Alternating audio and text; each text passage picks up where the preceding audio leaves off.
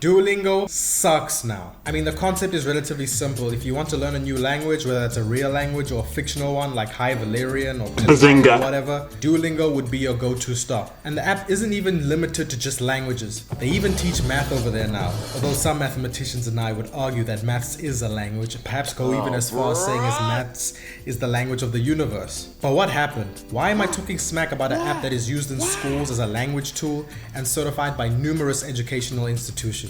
Well, because I'm salty about some of the updates, and I'm mostly going to be speaking from my own personal experience and how the app has changed since I first started using it way back in 2020. So let's take it back to 2020. The world was shaken to the core by the coronavirus and the lockdown that followed shortly after, and during this time many people, including me, decided to use this opportunity to take up hobbies we had otherwise been too busy to start or keep up with. And for me, that was learning a foreign language. Deciding which language I wanted to learn wasn't really difficult because I always knew I wanted to learn a popular foreign one, and the one I had always had an interest in was Spanish. And with a few clicks of a button, just like that, boom boom chow, I was learning Spanish. Now at first I had no issues at all really, and even enjoyed the competitive aspect of it with the streaks, the leagues and the leaderboards, etc. And everything was cool for a few years, from a user's perspective that is. But I took a little break from learning because, I'm not gonna lie, university was beating my ass. Heavy. I would make a brief return in 2022 after seeing the commercial success of Bad Bunny's Un Verano Sin Ti and being inspired to start learning again. But I would only make my full return in 2023, just 2 days before Bad Bunny's next album, Nadie Sabe Lo Que Va A Pasar Mañana. And since then, I've been on a 500+ day streak. But this video isn't about Bad Bunny. I'm gonna make another video about that actually, I think. This video is about Duolingo's fall off. But I had to speak about my history with the app, which spans, 5 years now, in order to give you a feel of why this fall off hurts so badly. First things first, I'm the realist.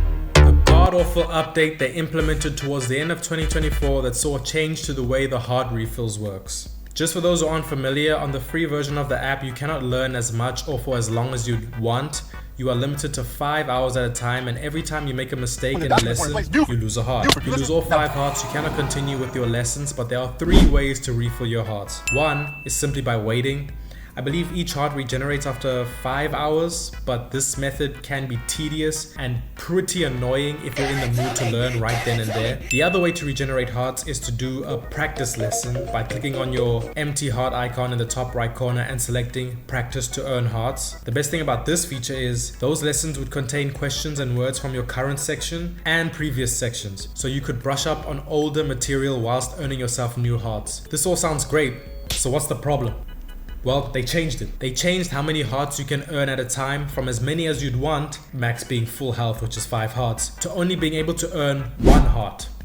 1 singular heart. After that, the app does not let you select practice to earn hearts anymore. You have to take that 1 heart into your next lesson right then and there and hope for the best. Or you have to wait a few hours for the rest of your hearts to regenerate. So essentially you're forced to wait, or the secret third option, the lame option, is to pay 350 gems to refill your hearts instantly. My next issue is not as deep, mostly because it went away after a few weeks, for me anyway, and also because it wasn't really that big of a deal. And that was the update, or maybe it was a beta test, that removed the middle section of the league leaderboards. Let me explain. So essentially there are 10 leagues: bronze, silver, gold, etc., all the way to the top league, which is diamond. Each league resembles a sports league in that there is a promotion zone, a mid-table zone, and a relegation zone. What this update, I'm just gonna keep calling it an update, did was that it removed the mid-table zone so that you were either going to be promoted or relegated. You're going up or you're going down. It was because of this update I went from being an Obsidian League mainstay,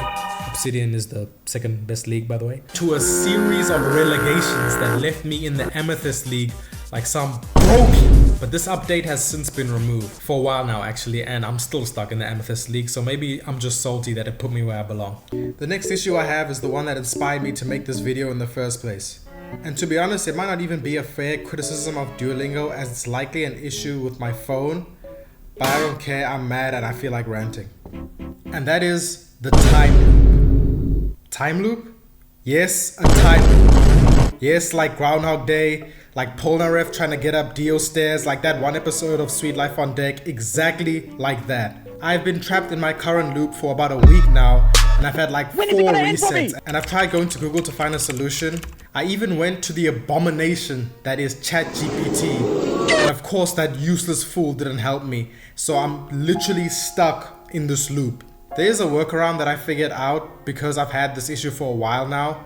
Essentially, as long as I don't wait longer than 24 hours before my next lesson, it doesn't reset. And that's a relatively easy fix, but it shouldn't be broken in the first place. My last issue is a bit more personal, and you got a teaser of it in my previous rant, and that's the implementation of AI at the expense of human beings. Now, according to this article from January 2024, Duolingo cut around 10% of its staff in favor of AI implementation. And this is what one of the contractors who was laid off had to say. The reason Duolingo gave is that AI came up with content and translations, alternative translations, and pretty much anything else translators did. They kept a couple people on each team and called them content curators. They simply check the AI crap that gets produced and then push it through. Real people lost their jobs for what?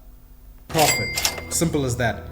The lack of regulation on AI was always going to be seen as an opportunity for capitalists to squeeze as much money as possible out of this godless abomination. Listen, I could rant about every single thing I hate about AI all day, but that's not what I'm here for today. The layoffs due to AI implementation are just a symptom of the larger disease that is capitalism. I remember watching an interview from the creator of Duolingo a couple years ago, I think, where they said Duolingo was designed to help people from impoverished backgrounds, particularly third world countries, to learn languages like English for free. In order to truly be accessible to everyone, rich and poor, Duolingo uses a freemium model to support itself. You can learn as much as you want without ever having to pay.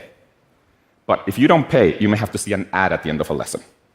Now, if you don't like ads, you can also pay to subscribe to turn off the ads. So what I like about this model is that it is a small form of wealth redistribution, because we're basically getting the rich people to pay for the education of everyone. However, that spirit of let the rich pay for the poor is vanishing, as the model pushes people more towards the premium version by making the free version harder and more annoying to use. And of course, none of that matters to the shareholders, as there are people who will concede and move to the premium version, which will increase their profit. In conclusion, killing the mascot is not going to save the app's reputation. I don't even know what could, to be honest. And from what I have heard from other people's experiences, Duolingo was never really that good at teaching you anything in the first place. So maybe it was doomed from the start. I don't want to lie, I don't want to lose my streak though, because getting to 500 days was not easy.